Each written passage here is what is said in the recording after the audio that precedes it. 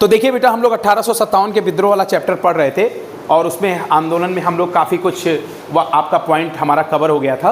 अब उसके आगे के कुछ पॉइंट्स हम देख लेते हैं जिस पे आपका क्वेश्चन आ सकता है। तो अगला जो आपका टॉपिक है वो है विद्रोह की छवियाँ, मतलब उनकी कैसी छवि थी विद्रोहियों की, इसको लेकर, या विद्रोह की कैसी छवि थी, इसको लेकर क्या क्वेश्चन है। तो पहला क्वेश्चन देखिए बड़ा में पूछ सकता है, यहीं से उठा सकता है कि देखिए आपका क्वेश्चन लिखा है एनसीईआरटी ने कि विद्रोहियों की गतिविधियों और उन पर किए गए दमन के तरीकों के बारे में किस तरह जान सकते हैं। क्वेश्चन यही सीधा सीधा बनेगा कि जो विद्रोही थे उनकी क्या एक्टिविटी थी और उन पर जो उनके ऊपर कार्रवाई की गई, दमन किया गया उनका, उसके बारे में हमारे पास क्या जानकारी कैसे उपलब्ध हो सकती है, इसके क्या हमारे पास स्रोत हैं। तो स्रोत के लिए बेटा सिंपल सा है, आप याद रखिए उस समय की सबसे ज्यादा इंपॉर्टेंट है कि विद्रोहियों की कुछ इंपॉर्टेंट मैं लिख रहा हूं, इसको थोड़ा दिमाग में रखिएगा, ये बड़े क्वेश्चन के लिए बता रहा हूं बेटा।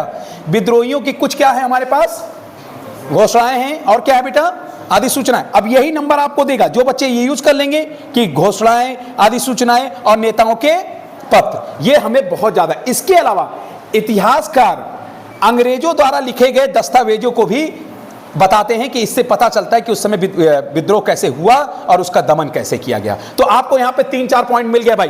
पहले पॉइंट में आप लिख सकते हैं विद्रोहियों की कुछ क्या क्या हैं, घोषणाएं, अधिसूचना, उनके लिखे द्वारा पत्र और प्लस उनके डॉक्यूमेंट्स यानी दस्तावेज। चलिए इसके अलावा भी देख लेते हैं थोड़ा सा और। इसके अलावा देखिए आप पढ़ चुके हैं सारी चीजें। उस समय के जो प्रशासक थे, अंग्रेजी प्रशासक, ब्रिटिश प्रशासक, और उस समय के जो ब्रिटिश फौजी थे, उनकी क्या चिट्ठियां, उनकी डायरी, उनकी आत्मकथा और सरकारी इतिहासों में जो उन्होंने अपना ब्यौरा दर्ज कराया है, वो सारी चीजें। अब देखो आपको नंबर कैसे अलग आएगा, बाकी बच्चे भी लिख देंगे क्वेश्चन कि विद्रोहियों की गतिविधियों और दमन का तरीका के लिए हमारे पास क्या स्रोत है, कैसे पता चला हमको 1857 के बारे में। तो जो बच्चे इन पॉइंट्स को लिख देंगे शुरुआत से, तो आपके शुरुआत का ही जो पैराग्राफ होगा बेटा, इस बार स्टेप बाय स्टेप नंबर मिलना है, आपको पता है। ऑन स्क्रीन मार्किंग हो रही है, ऑन स्क्रीन मार्किंग में स्टेप बाय स्टेप पे नंबर है। तो आप बेटा इस बार फायदे में रहेंगे अगर आपने स्टेप बाय स्टेप पॉइंट्स ज्यादा अच्छे अच्छे लिख दिए शुरुआत में, तो कहीं ना कहीं आपके नंबर बढ़ने की संभावना बहुत ज्यादा होगी। हो सकता है पूरा नंबर भी आप उस क्वेश्चन में पा जाइए, इस चीज को ध्यान रखेंगे। तो यहाँ दो जो बताया, आसान तो बहुत लग रहा होगा, लेकिन अगर दिमाग में रखेंगे बेटा, पहला था अधिसूचना, घोषणाएं और उनका लेटर्स, बाद में उनके डॉक्यूमेंट्स और प्लस उस समय के जो अधिकारी होते थे अंग्रेज, उनकी चिट्ठियां, उनकी डायरियां और उनकी आत्मकथाएं, ये भी आप लिख सकते हैं। चलिए ये आपके पास हो गए, ये आप रख सकते हैं। इसके अलावा भारतीय सैनिकों के भी बहुत सारे रिकॉर्ड्स हैं और कुछ अंत में लिखता है कि उस समय की पेंटिंग्स बेटा, उस समय के जो आपकी पेंटिंग्स होती थी, पोस्टर होते थे, कार्टून होते थे और बाजार में उपलब्ध प्रिंट, मतलब बाजार में उपलब्ध कोई प्रिंटिंग चीज या किताबें, उससे भी हम बहुत कुछ जान सकते हैं। 3 पॉइंट आप यहां से लिख देना बेटा, जो मैंने आपको बता दिया। 3 क्या, एक तो आपका वहां से जो आपको बताया था अधिकारियों के क्या पत्र, चिट्ठियां, डायरी, आत्मकथाएं, उसके पहले बताया था आपको उनकी घोषणाएं, अधिसूचनाएं, मेमो, नोट्स, ये सब बोलते हैं बेटा, ये सारे। और तीसरा आपको बता दिया उस समय की पेंटिंग, कार्टून, ये सब याद रहेगा। एक बार रिवीजन कर लेना तो आपको बहुत क्लियर हो जाएगा। चलिए बड़ा क्वेश्चन आ सकता है बेटा 4 नंबर में या 3 नंबर में। इसके बाद यहां से क्वेश्चन पूछ चुका है, अब इसको थोड़ा बड़ा करना है। मान लीजिए कि अब इसको बड़ा करने का मतलब है कि अंग्रेजों ने हमारे लिए क्या छवि बनाई। तो उन्होंने एक बहुत अच्छी हेडिंग आपकी दिया हुआ है आपके एनसीईआरटी ने, रक्षकों का अभिनंदन। रक्षकों का अभिनंदन का मतलब ये होता है कि ब्रिटिश जो चित्रकार थे, पेंटर थे, उन्होंने अपने अंग्रेज सैनिकों का रेस्पेक्ट दिखाया है चित्रों में कि कैसे इन लोगों ने विद्रोहियों को रोका और उनका दमन किया। इसको लेकर एक चित्र बनाया गया था, बहुत इंपॉर्टेंट है, केवल 1 नंबर पे ही पूछ लेगा कि relief of Lucknow, relief of Lucknow, याद रखेंगे बेटा, रिलीफ ऑफ लखनऊ पेंटिंग किसने बनाई थी। ये एग्जाम में सीबीएसई ने पूछा भी है, ये आप एकदम दिमाग में रख लीजिए। रिलीफ ऑफ लखनऊ, रिलीफ का मतलब राहत, लखनऊ की राहत बोलते हैं हिंदी में। लखनऊ में राहत कब आई, तो राहत मतलब कि कब विद्रोहियों को अंग्रेजों ने हरा दिया या उनको मारना शुरू किया, दमन करना शुरू किया। तो इस चित्र को बनाने वाले व्यक्ति का नाम था बेटा थॉमस जोन्स बार्कर। याद रखेंगे, ये आ चुका है क्वेश्चन, आपके प्री बोर्ड के पेपर में भी आया था, आपको याद होगा बेटा। ये चित्र किसने बनाया था, थॉमस जोन्स बार्कर। ये 1 नंबर का क्वेश्चन है, ध्यान रखेंगे। अब देख लेंगे तो शायद आपको याद भी रहेगा, अब एग्जाम में आप कर लीजिएगा। ये चित्र था लखनऊ की राहत नाम से, या इंग्लिश में बोलते हैं बेटा रिलीफ ऑफ लखनऊ, याद रहेगा कैसे। और इसमें क्या दिखाएंगे, आपको छवि पता है। चलिए फिर, लेकिन इस पे रिवीजन के थ्रू हम बात कर लेते हैं बेटा। इसमें आपको पता है, मैं अवध की कहानी बता रहा हूं लखनऊ के। हुआ क्या था आप याद रखो बेटा, इसमें 3-4 मैं लिखता चल रहा हूँ, थोड़ा सा आप याद रखेंगे, यहाँ से हम लोग देखते भी रहेंगे। यहाँ पर लखनऊ में क्या हुआ कि विद्रोहियों ने हमला कर दिया। तो विद्रोही में जब हमला किया तो वहाँ पर उस समय पोस्टेड था लखनऊ में एक अंग्रेज अफसर था, उसका नाम था, याद रखिएगा बहुत इंपॉर्टेंट है, हेनरी लॉरेंस। इसने क्या किया कि अपने अंग्रेज जो परिवार थे, बीवी बच्चे सभी अधिकारियों के, उनको एक जगह है बेटा, बहुत फेमस है लखनऊ में, रेजिडेंसी बोलते हैं, रेजिडेंसी बोलते हैं, क्या नाम बोलते हैं बेटा, रेजिडेंसी, उसमें छुपा दिया और लाके सुरक्षित करके चारों तरफ से अंग्रेज सैनिकों को लगा दिया कि विद्रोही अंदर ना घुस सके। लेकिन इसी बीच इस पे हमला होता है, ये लड़ते हुए मारा जाता है। और ये जब मारा जाता है तो उसके बाद 2 नाम और, ये याद रखेंगे बेटा, बहुत पूछता है। इसके बाद 2 और अंग्रेज अफसर हैं जो लड़ाई करते हैं, जेम्स आउटरम और एक कौन था, हेनरी हैवलॉक। ये दोनों लड़ाई करते हैं बेटा, और ये काफी कुछ इसके मरने के बाद विद्रोहियों को रोक लेते हैं। जो विद्रोहियों की पावर थी उसको काफी कुछ ये रोक लेते हैं। ये इस नाते जानिए क्योंकि कितनी लंबी लड़ाई हुई है और अंग्रेजों ने अपने वहां पे कैसे डिफेंड किया है, इसको देखिए। अगले पैर क्या हो रहा है, इसके बाद बेटा जब ये वहां डिफेंड कर लेता है तो 20 दिन तक वहां लड़ाई चलती रहती है। अब आपकी देखिए बुक में क्या दे रहा है, इसके आगे देख लीजिए, यहां तक मैंने आपको बता दिया। यहां पर याद रखेंगे हेनरी लॉरेंस मारा जाता है। हेनरी लॉरेंस के बाद एक और व्यक्ति है, उसका नाम भी थोड़ा दिमाग में रखेंगे, उसका नाम है कर्नल इंग्लिश। क्या नाम है बेटा, कर्नल इंग्लिश। तो याद रखेंगे हेनरी लॉरेंस यहां से, और कुछ दिन के लिए कर्नल इंग्लिश रोकता है। फाइनली कौन रोकते हैं, जेम्स आउटरम और हेनरी हैवलॉक। और बाद में लास्ट जो इंपॉर्टेंट है, यही क्वेश्चन पूछेगा कि लखनऊ में अवध जो एरिया है वहां पे विद्रोहियों का पूरी तरीके से दमन करने वाला कौन व्यक्ति था, कैंपबेल। बस यही आएगा, बाकी लिखने में तो आप सब यूज कर लेना, लेकिन मेन व्यक्ति कौन था जिसने पूरी तरीके से दमन कर दिया, कैंपबेल। और ये लिखा होगा आपके यहां पे मिलेगा, मैं अभी लिख के भी बता दूंगा। उस कमांडर का क्या नाम था, कॉलिन कैंपबेल। फाइनली किसने जीत प्राप्त की लखनऊ पर, विद्रोहियों को हरा दिया, कैंपबेल। ये याद रखना बेटा। और शुरुआत में मारा कौन गया सबसे बड़ा, मेन हेनरी लॉरेंस। बीच में 2 हैं, कर्नल इंग्लिश, जेम्स आउटरम और हैवलॉक। ये लिखते समय करना, लेकिन प्री के लिए 1 नंबर के लिए बेटा केवल आपका इंपॉर्टेंट है कॉलिन कैंपबेल। चलिए हो जाएगा, कर लीजिएगा इसको, कॉलिन कैंपबेल का। अब मैं इसको चित्र को पीछे लाता हूं, इसी पे कॉलिन कैंपबेल पे देखिए बेटा, एक चित्र और बनाया था, उस व्यक्ति का नाम आप देख लें क्योंकि चित्र से बहुत क्वेश्चन आ रहा है। यहां पर फेलिस बियतो नाम का एक चित्रकार थे जिसने सिकंदराबाग का चित्र बनाया था। इसको रंग बाग भी कहते थे बेटा, प्लेजर गार्डन। यहां पर वो जो आपके वाजिद अली शाह थे, ये वाजिद अली शाह ने बनवाया था, पहले तो ये दिमाग में रख लो, वाजिद अली शाह ने इसको बनवाया था। और वो यहाँ पे प्लेजर गार्डन मतलब रंग बाग, आपने पढ़ा होगा इटली वाला, जब हम लोग पढ़ रहे थे पुनर्जागरण, तो रंगशाला याद होगा, रंगमंच, वो सारी चीजें, इस तरीके का ये एरिया इन्होंने बनवाया था, सिकंदराबाग नाम से, रंग बाग नाम से, प्लेजर गार्डन। यहीं पर कैंपबेल ने 1857 में 2000 से ज्यादा विद्रोहियों को मार दिया था। और ये देख लीजिए चित्र में बेटा, उनके नर कंकाल पड़े हुए हैं विद्रोहियों को, किस तरह से उसने मारा था।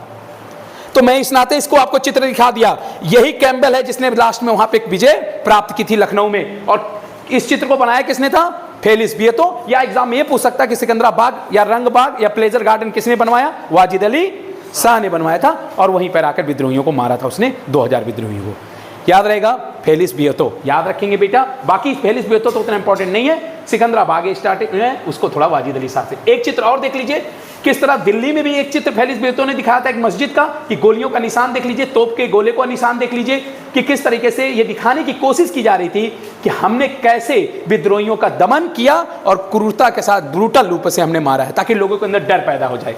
ये जानबूझकर ऐसी तस्वीरें बनाते थे कि विद्रोही आगे कोई विद्रोह ना कर सके। याद रहेगा, फेलिस बियतो याद कर लेंगे, और आपको प्लेजर गार्डन वाला। उम्मीद है जब आप अगर इस चित्र से क्वेश्चन आएगा तो आप बना के लिख लीजिएगा। चलिए अब विद्रोह की छवियां में थोड़ा और आगे बढ़ जाते हैं।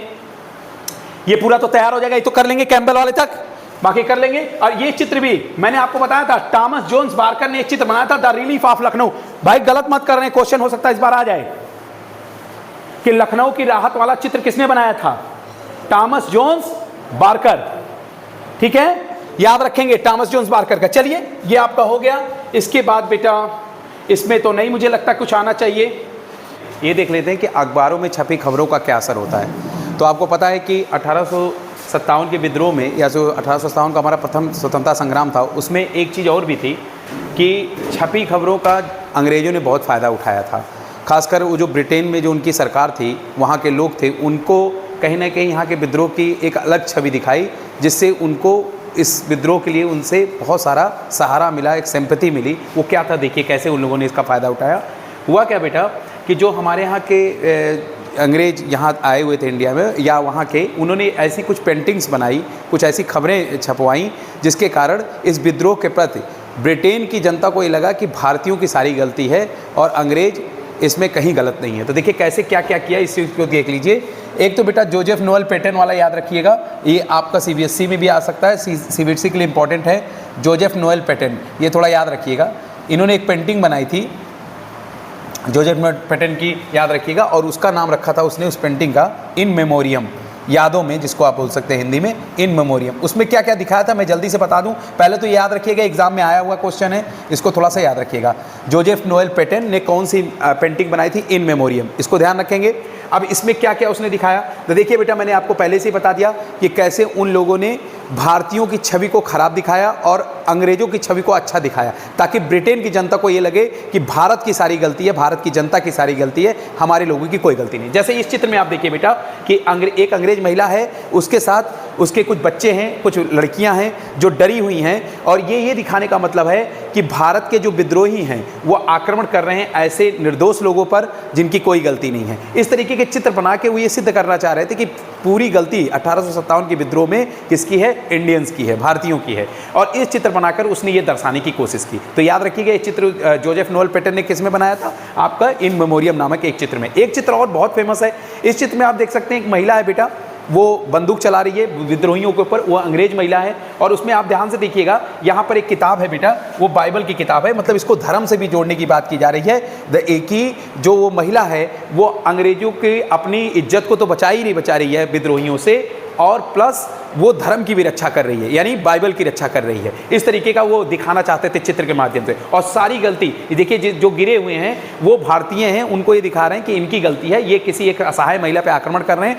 तो ये चित्र था, याद रखिएगा वो महिला कौन सी थी, उसको मिस व्हीलर याद रखिएगा बेटा, एग्जाम में आ सकता है। मिस व्हीलर का चित्र इसने बनाया था, जो असहाय महिला के रूप में दिखाई गई है, जो अपनी अस्तित्व की रक्षा के लिए कहीं ना कहीं बंदूक से गोली चला रही है, विद्रोहियों को मार रही है। और एक किताब जानबूझकर यहाँ एक किताब बनाई गई है ताकि इसको धर्म से भी जोड़ा जा सके, कि धर्म की रक्षा के लिए, ईसाई धर्म की रक्षा के लिए, इस तरीके का। तो ये कहीं ना कहीं इस कारण ऐसे चित्र बनाए जा रहे थे ताकि जो ब्रिटेन की जनता है उसके मन में आ जाए कि भारतीयों के ऊपर जो भी दंड उनको दिया जा रहा है वो सही है, वो डिजर्व करते हैं, क्योंकि उन्होंने हमारे लोगों के साथ अन्याय किया है। जबकि आप जानते हैं कि जो रियलिटी थी वो कुछ और थी, लेकिन वो चित्र इस तरीके से बनाया जा रहा था। इसके अलावा एक चित्र और देख लीजिए बेटा जो बहुत इंपॉर्टेंट है। इसमें आप देखिए मैंने बताया था यह ईसाइयत की रक्षा का संघर्ष है, इस तरह की चीजें दिखाना चाहते थे उस किताब के माध्यम से।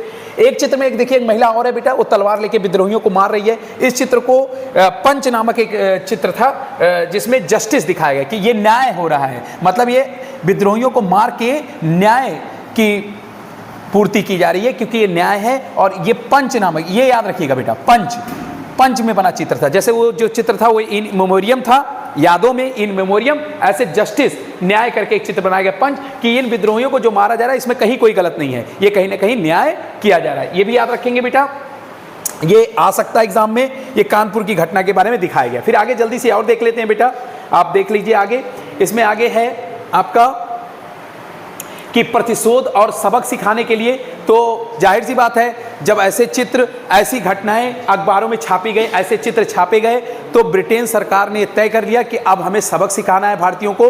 और ब्रिटेन से भी ये वहां से आने लगी सूचना, और वहां से सैनिक मदद आने लगी कि हाँ भारतीयों को क्रूरतापूर्वक उनका दमन करो, ब्रूटल तरीके से इनका दमन करो, इनके साथ कोई भी आप लिहाज मत करिए, इनके साथ हम मतलब जिस हद तक जा सकते हैं इनको बुरी तरीके से मारिए, कुचल दीजिए। ये इन चित्रों के माध्यम से वो लोग चाहते थे और हुआ। और इसके बाद देखिए एक चित्र है बेटा, एक शेर दिखा है, एक बाघ दिख रहा है। बाघ को भारत के रूप में दिखाया गया है, शेर को ब्रिटेन के रूप में दिखाया गया। इस चित्र के माध्यम से ये दिखाना चाहते थे कि शेर बाघ के ऊपर भारी पड़ रहा है। और ये चित्र भी जानबूझ के उन लोगों ने बनाया था पंच नामक एक चित्र में, जिसमें देख लीजिएगा मैंने आपको बताया जस्टिस न्याय वाला जो एक महिला मार रही थी, एक मिस व्हीलर जो इन मेमोरियम में गोली चला रही थी, और एक ये वाला। ऐसे चित्र आपके CBSE दे देगा और पूछेगा ये चित्र क्या दर्शाता है। तो यही दर्शाना था कि ब्रिटिश गवर्नमेंट ये दिखाना चाहती थी कि कहीं ना कहीं ब्रिटिश भारी पड़ रहे हैं, किस पर?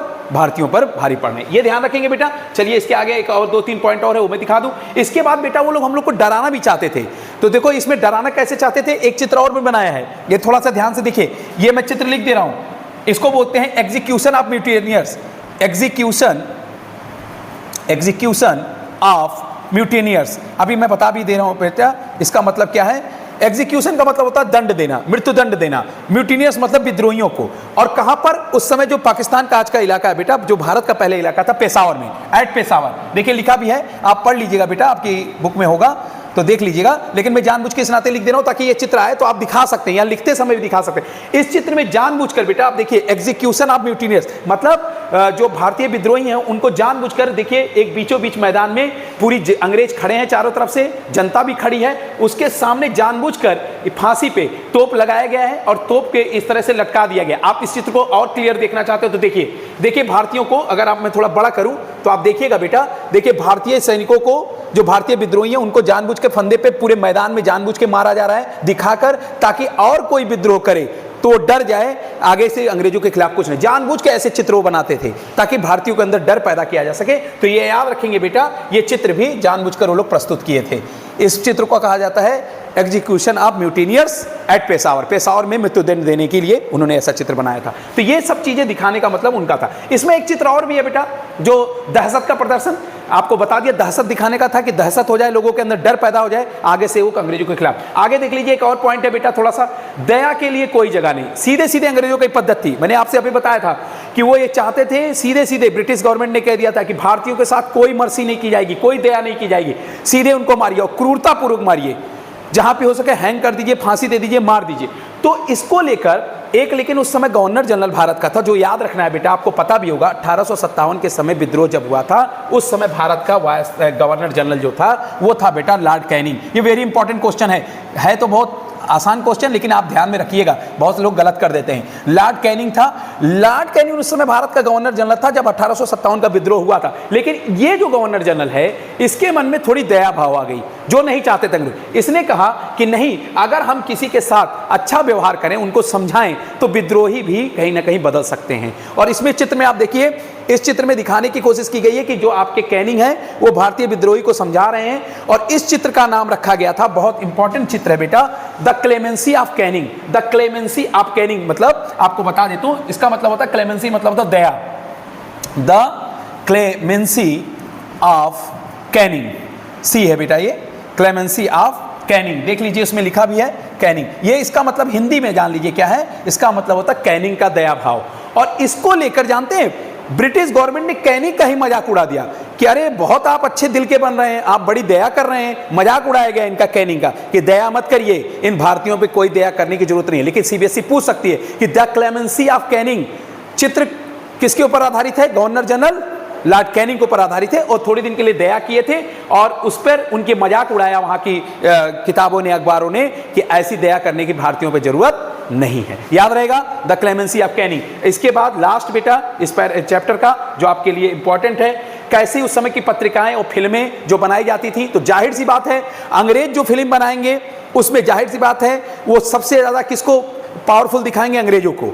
सबसे ज्यादा खराब किसको दिखाएंगे? भारतीयों को। और भारतीय जो बनाएंगे उसमें भारतीय दिखाएंगे अंग्रेज खराब हैं। और तो ये चलता रहा बेटा। उस समय की जो फिल्में आई, जो उस समय के पोस्टर आते थे फिल्मों के, तो देखिए झांसी की रानी को हम बहादुर के रूप में दिखा रहे हैं कि बहादुर थी, वो लड़ते हुए मारी गई। तो जो हम फिल्म बनाएंगे उसमें अपने लोगों, अपने हीरो लोगों को, नाना साहेब को, तात्या टोपे को, इनको झांसी की रानी को, कुंवर सिंह को, इनको अच्छा दिखाएंगे। और अंग्रेज अपने अच्छे लोगों को, नायकों को, हीरो को दिखाएंगे। यहाँ पर एक चीज याद रखिएगा, छोटा सा बता रहा हूँ, सुभद्रा कुमारी चौहान का एक बहुत बड़ा, आप जानते हैं बेटा, आ सकता है सीबीएसई पूछ सकती है।